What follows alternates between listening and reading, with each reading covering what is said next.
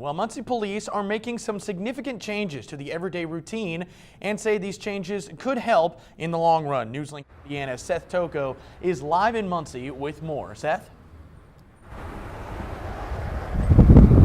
Well, Tony, so far so good. That's what the Muncie Police Department's saying this morning as officers are in these cars a lot longer throughout the day.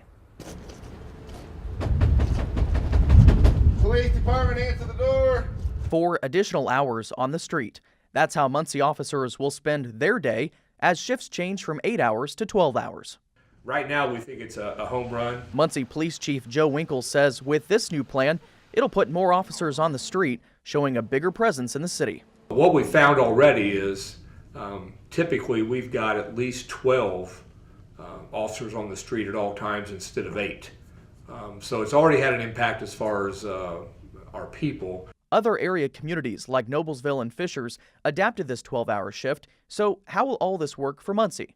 Winkle says teams of officers will alternate these shifts starting early in the morning until their 12 hours are up. In the meantime, there will also be 1 hour of overlap between shifts, something that Winkle says should help the officers. And you start in on your paperwork, and sometimes that might take you an hour, maybe 2 hours, depending on the volume of calls. Well, when you start adding that up over amount of time, that becomes either overtime or comp time, which is time away. And we just started having trouble with our staffing. And with that elimination of the third shift, Winkle says that'll allow more officers on patrol.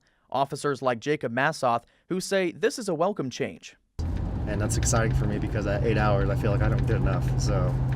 And Winkle hopes that excitement will bring new officers to join the department. It's really become a way to attract young guys and women wanting to come into law enforcement. And you've got to be competitive.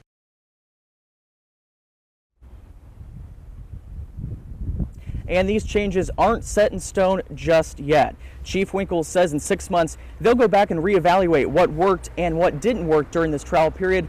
They'll then decide if this is something they want to pursue on a permanent basis here at the department. Live in Muncie, Seth Toko, Newslink, Indiana. All right, thank you, Seth.